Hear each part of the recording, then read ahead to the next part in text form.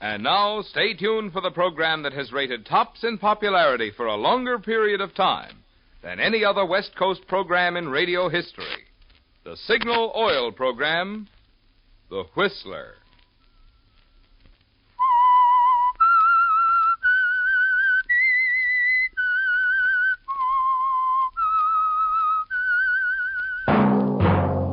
Signal, the famous Go Farther gasoline, invites you to sit back and enjoy another strange story by The Whistler.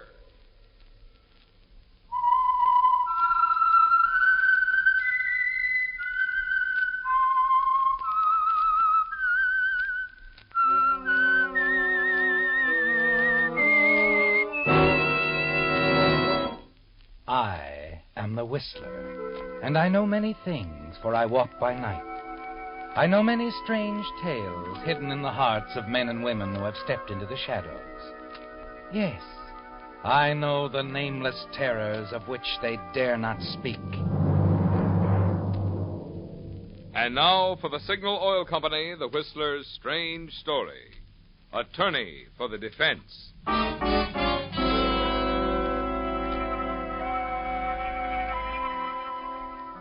The trial had captured the headlines and commanded the bulk of Page One news since its very first day. Randolph Abbott made news because he was dead, murdered, and his only daughter, lovely Ruth Abbott, was standing trial for his murder. Defending her was her father's own attorney, Joseph Herman. Now the court stood recessed, and Joseph Herman walked confidently from the crowded courtroom. Think you've got the DA on the run, Mr. Herman? Well, the district attorney has his job to do, and I have mine. But you may quote me as saying that Ruth Abbott is innocent, entirely innocent of her father's murder. And I propose to prove her innocence. Let's get to the point.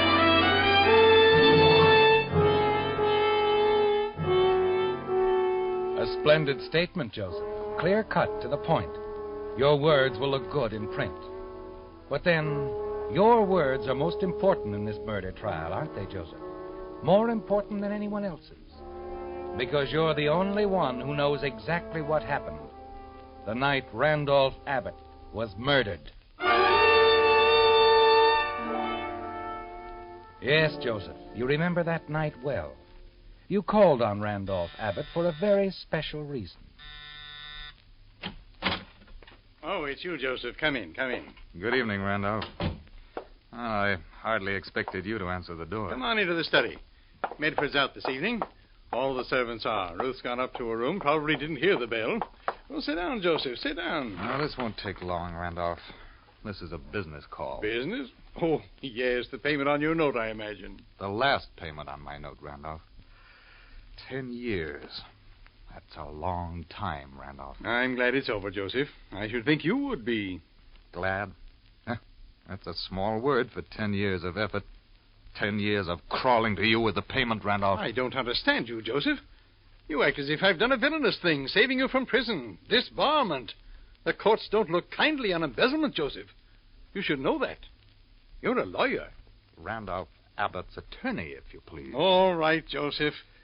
I've never asked for your gratitude. I don't expect it now. I'll get the note, and we can complete this unpleasantness. That's fine. Get the note. Oh, and shall I hide my eyes, Randolph, while you work the combination to the wall safe? That won't be necessary, Joseph. The safe's merely closed. It's not locked. I was putting some things in when you rang. Here we are. Now, if you'll give me the money, Joseph, the note is yours. Okay. Here's the money. Thank you. And here's your note. Okay. Well, I guess I should thank you, too. That won't be necessary, Joseph. Oh, you don't want my thanks. You just want my money. Is that it? No, Joseph, that's not it. If that's the way you feel toward me, I'm releasing you. You're at liberty to find employment elsewhere. You don't owe me a thing, Joseph. Oh, so this is the payoff. You kept me crawling to you for 10 years for this? I've kept your career safe for you, Joseph. And by keeping you employed, helped you pay back the money that you stole. You seem to forget all that. I've given you another chance. Another chance. And then there's young Douglas, Drake Douglas, Ruth's fiancé. He's showing promise as assistant district attorney. In all probability, after their marriage, I'll turn my legal representations over to him. Oh, no, you won't, Randolph. I think you'd better leave now, Joseph. I'm not leaving, Randolph. Not yet. You said I didn't owe you anything. But you're wrong. Now, don't start threatening me, Joseph. You'll do nothing. You've done the last thing that you'll ever do. No, Joseph, stop! Here's what I owe you, Randolph. The final payment.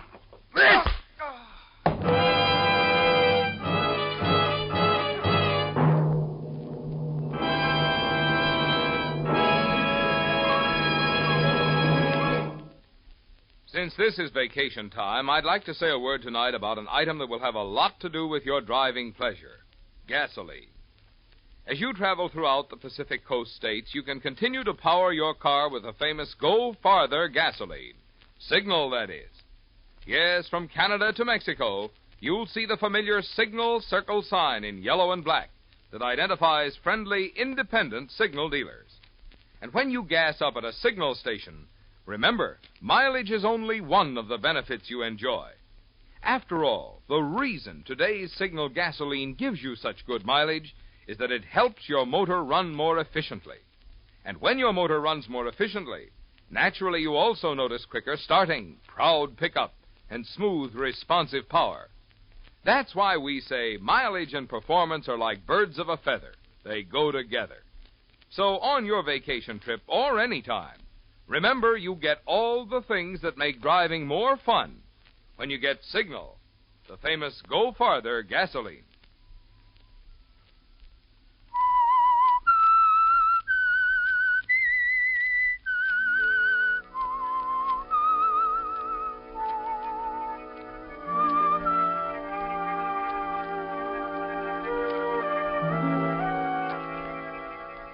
Randolph Abbott lies dead at your feet, Joseph. Instinctively, you wipe your fingerprints from the heavy bookend, from everything that you've touched. You move for the safe. You're certain Randolph kept the record of your payments there. Yes, you find them, neatly kept in a small record book. But there's something else in the safe, Joseph. You flip open the large leather case, and the light catches the brilliance of Randolph Abbott's collection of historical gems. You make a split-second decision. Robbery, Joseph. Yes, you'll make it look like robbery. Half an hour later, you carry your heavy, bulging briefcase into your own home. Your wife, Helen, sensing your urgency, follows you to your room. What's the matter with you, Joe? You paid Mr. Abbott, didn't you? You got the note all right. Yeah. Yes, I got the note. Helen, he's dead. Abbott's dead. I killed him. You killed him? I paid him. See, I got the note, and then he fired me. Just like that, he fired me. I couldn't help it. I must have hit him with a bookend. And all of a sudden, there he was. He's dead. Joe. But did anyone see you? Does anyone know you were there? No. The servants were gone. He said that Ruth was upstairs, but there wasn't a sound in the place after it happened. Oh, your fingerprints are probably all over the place. Oh, no. I wiped everything off. Oh, and just to be sure, I took these. I made it look like robbery, see? Opened a window in the study where we were. Well, what on earth are these? Jewels. Abbott's been collecting a few historical jewels. Oh, nothing much, but it was all I could think of to take. What do you mean, nothing much? They look genuine to me. Oh, maybe they are. He said that they were a hobby with him. You don't think he'd tell me about his jewel collection, do you?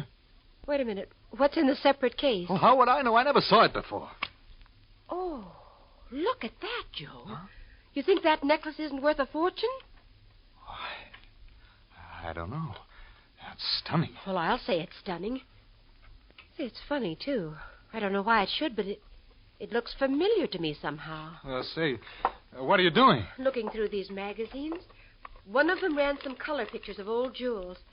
I know that's where I saw that necklace. Oh, look, Helen, this is crazy. This necklace isn't important. We've got... Now, wait a minute. Here it is. Huh? Oh, I knew I'd seen it. Look, Joe, a life-size color print.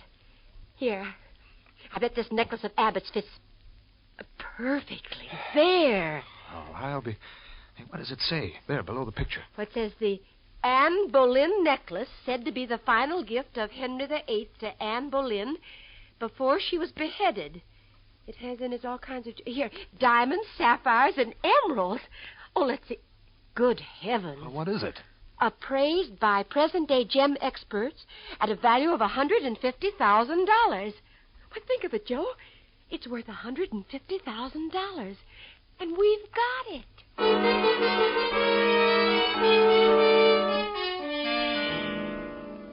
Well, Joseph, the brilliance and value of the Anne Boleyn necklace blinds both you and Helen for the moment. Until you remember that Randolph Abbott is dead, that you murdered him, Joseph. Still, you feel secure in the knowledge that no one knows you were with him tonight. And your wife, Helen, assures you that there's no reason for anyone to suspect you. That thought comforts you as you lock the Abbott jewels in your files and prepare to retire for the night when... Hello. This is Ruth Abbott, Mr. Herman. Oh, yes, Ruth. My father's been murdered. Murdered? Oh, no, Ruth. Please, Mr. Herman, the police are here. I'm very tired. Can you come right away? Why, of course I can, Ruth. Of course. It looks as if I'll need an attorney, Mr. Herman. The police think that I killed him. They think you... I'll be waiting for you, Mr. Herman. Please, come quickly. Ruth Abbott? Yeah, the police are there. They think she killed her father. She wants me to defend her. You've got to do it. Do I? Why, Helen? Why not let Ruth take the rap? Don't you see, Helen? They don't suspect me. They suspect Ruth. I think it's wonderful. Now, think a minute, Joe. You're Randolph Abbott's attorney. You've got to defend his daughter. You'll make a brilliant defense for her, Joe, because she's innocent, you know. No one knows that better than you do. Sure she's innocent, but I've got to think of myself. This is thinking of yourself, Joe. After your devoted, brilliant defense of an innocent girl, no one will ever be looking for you. And later, when it's all forgotten, we can sell the Anne Boleyn necklace and go anywhere and live comfortably. Yeah, maybe you're right, Helen. Yes, I think you are. Okay. I'll do it. I'll be the attorney for the defense.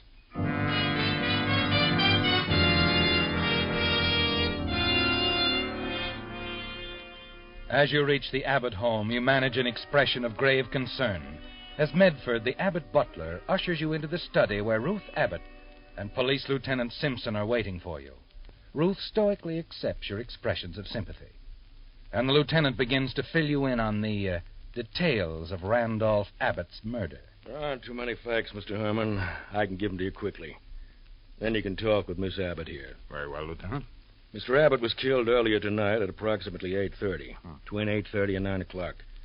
There was no one at home at the time except Miss Abbott. The servants? The servants had been dismissed for the evening immediately after dinner.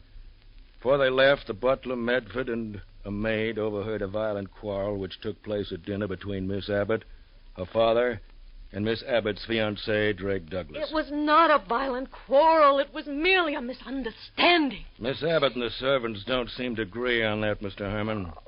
At any rate, at the height of the quarrel or misunderstanding, Mr. Douglas left.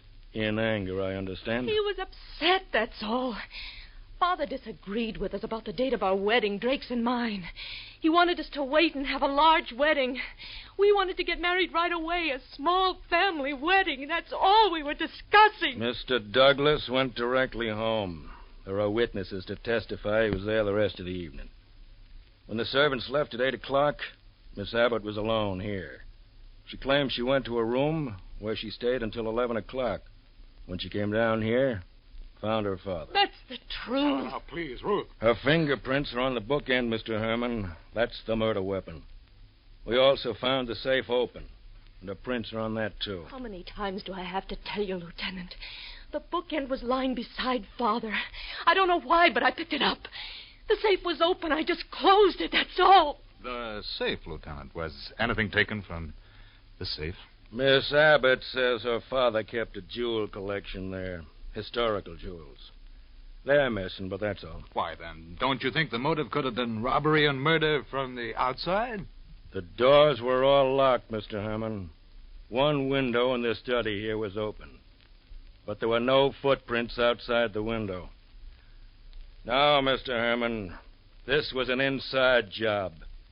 And we're holding Miss Abbott for the murder of her father.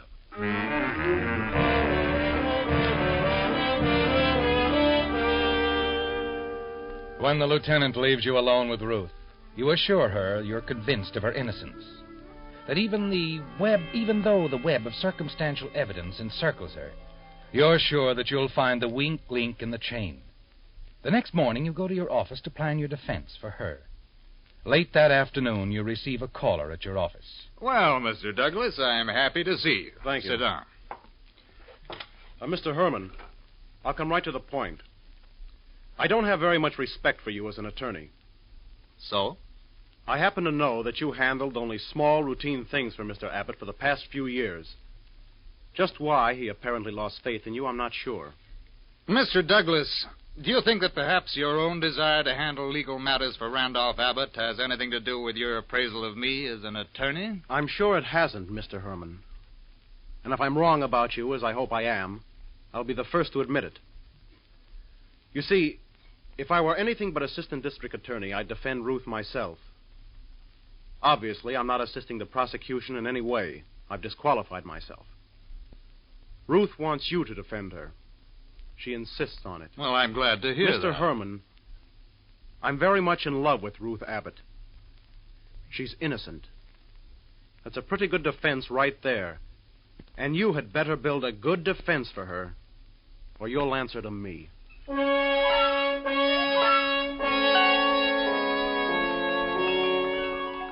Drake Douglas's words echo through the next few days as you prepare Ruth Abbott's defense. There can be no slip-ups now, Joseph. Douglas is always around, isn't he? When you and the district attorney select the jury, through all the preliminaries to the trial, he's there watching you, weighing every word you say. Then finally the trial begins, and the district attorney is completing the opening statement of the prosecution. In summary, ladies and gentlemen of the jury, the prosecution will prove that the defendant, Ruth Abbott, had both a primary and secondary motive for murdering her father. The primary consideration was money, the vast Abbott wealth she was impatient to acquire. The defendant's secondary motive took hold after a violent quarrel when her father voiced disapproval of her approaching marriage. I have no doubt, ladies and gentlemen of the jury, that much will be made by the defense of the fact that Randolph Abbott's collection of historical jewels were taken the night of his murder. But I say to you that these jewels represent a paltry sum in comparison with the wealth the defendant would inherit at her father's death. That these jewels were, in fact, expendable in the defendant's plan to make the murder of her father appear to be the work of a common thief, a housebreaker.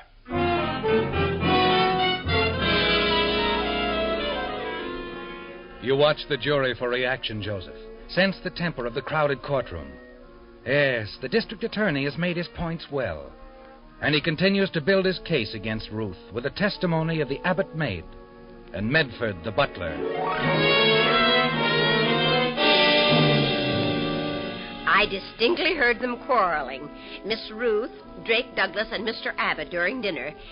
They were shouting at one another. And finally, I heard Miss Ruth say, "I won't have it. I won't have it. You're not going to interfere with my wedding."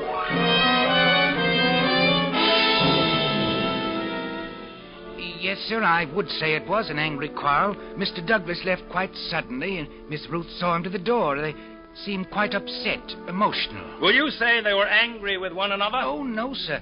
They were angry, extremely angry. With Mr. Abbott, sir.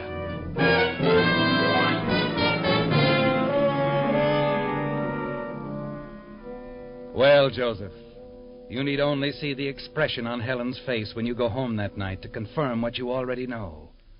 Things are not going well for Ruth Abbott, and that means they're not going well for you.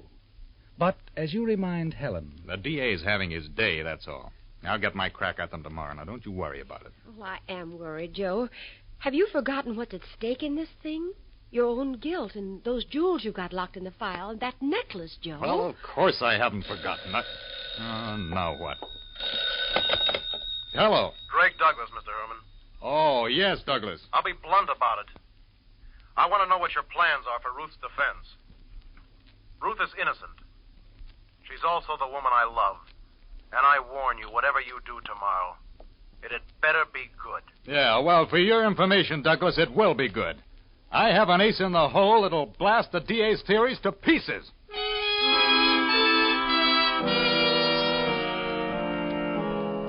The next morning in court, you set the stage for playing your ace in the hole. You dwell on the close, happy association of Ruth Abbott and her father, on Randolph Abbott's sincere affection for Drake Douglas, his faith in him. Yes, Joseph, your defense of Ruth Abbott is building nicely. The angry quarrel of which the prosecution and its witnesses have made so much, ladies and gentlemen of the jury, the defense shall prove to be merely a family squabble concerning the date and size of the defendant's wedding. Spirited, perhaps, but nonetheless the kind of lively discussion in which all families indulge. I dare say even my esteemed colleague, the district attorney, has raised his voice in such a minor disagreement with his own family. But far more important and far more conclusively shall the defense rip through the single flimsy thread on which the prosecution hangs its full and highly vulnerable case against Ruth Abbott. They refer to the Abbott jewel collection as paltry in value and dismiss it with that. Why? Because it is far from paltry in value, and that is the one big flaw in their case, and they know it. Therefore, I shall call but one witness, ladies and gentlemen of the jury. One witness. The defendant, Miss Ruth Abbott.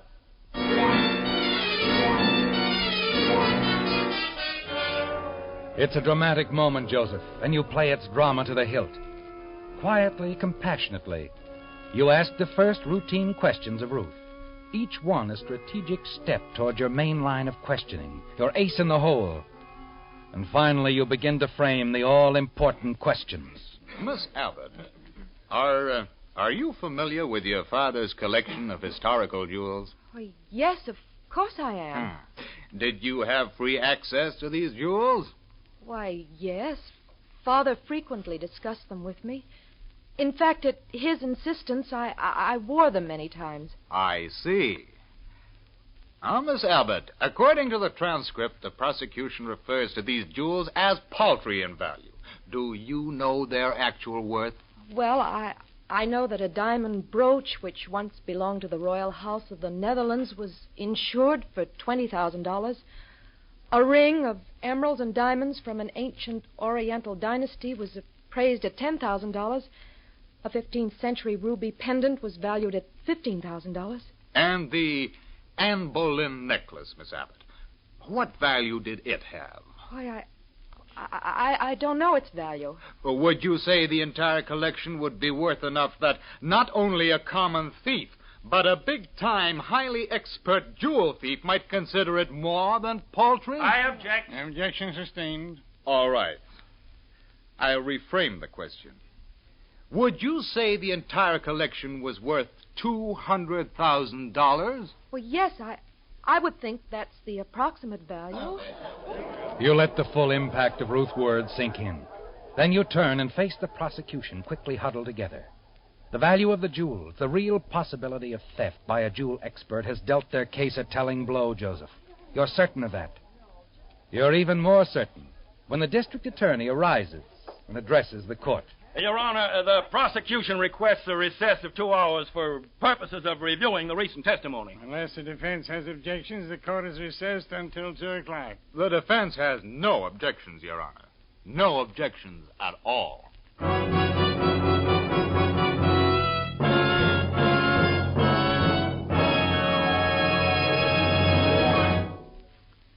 Now, I'm going to predict a sight you're going to see oftener and oftener as the days grow warmer. Overheated cars parked at the side of the road to let their steaming radiators cool off. To make sure this annoying occurrence doesn't mar your summer driving fun, signal service stations have 3 little items to rejuvenate your cooling system. The first is Radiator Cleaner, to remove clogging scales, sludge, and rust. The second is Rust Preventive, to protect radiators of old cars or new ones from further corrosion. And the third is Radiator Sealer, that stops small leaks in a jiffy. These, incidentally, are just 3 items from your signal dealer's complete line of recognized quality accessories that include Lee tires, Champion spark plugs, Rainmaster windshield wiper blades, and Purolator oil filters. So when you see the familiar signal circle sign in yellow and black, remember, there you'll find not only the famous Go Farther gasoline and Signal Premium compounded motor oil, but also a complete line of fine accessories and services to help your car run better, look better, and last longer.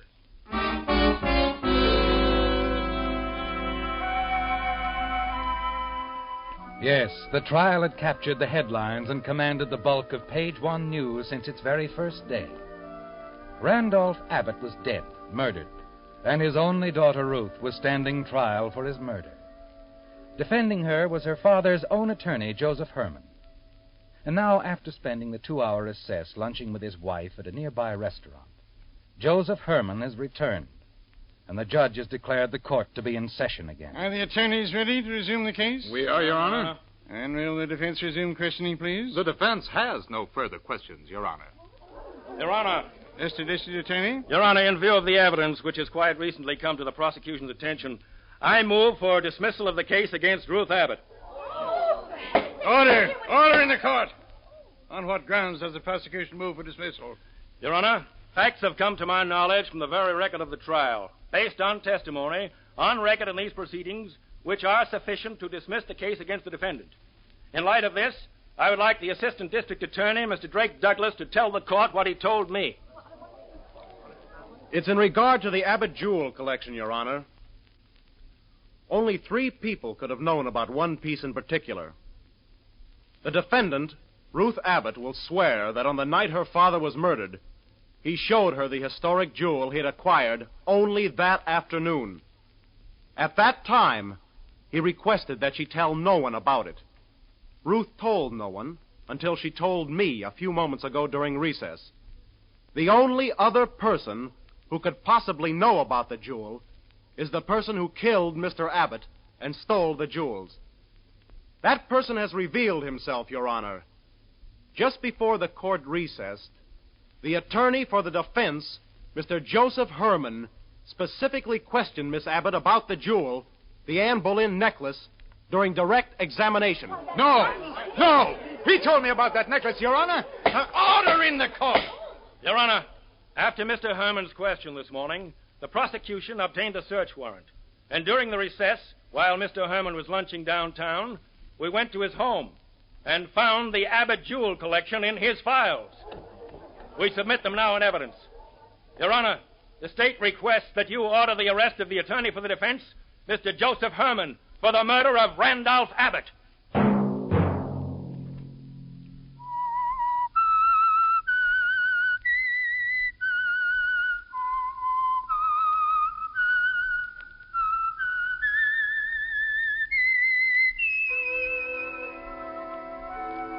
Let that whistle be your signal for the Signal Oil program, The Whistler, each Sunday night at this same time.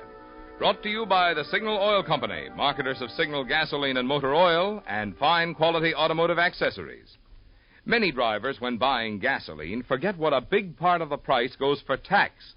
In fact, every time a driver in the average western city buys $1 worth of gasoline, tax adds 33 cents to his bill. In other words, the tax you pay on 3 would give you a 4th gallon free. Featured in tonight's story were Bill Forman, Ben Wright, Sarah Selby, Don Orrick, and Gene Bates. The Whistler was produced and directed by George W. Allen, with story by Stephen Abbey, music by Wilbur Hatch, and was transmitted to our troops overseas by the Armed Forces Radio Service. The Whistler is entirely fictional, and all characters portrayed on The Whistler are also fictional. Any similarity of names or resemblance to persons living or dead is purely coincidental. Remember, at this same time next Sunday, another strange tale by The Whistler. Marvin Miller speaking for the Signal Oil Company. This is CBS, the Columbia Broadcasting System.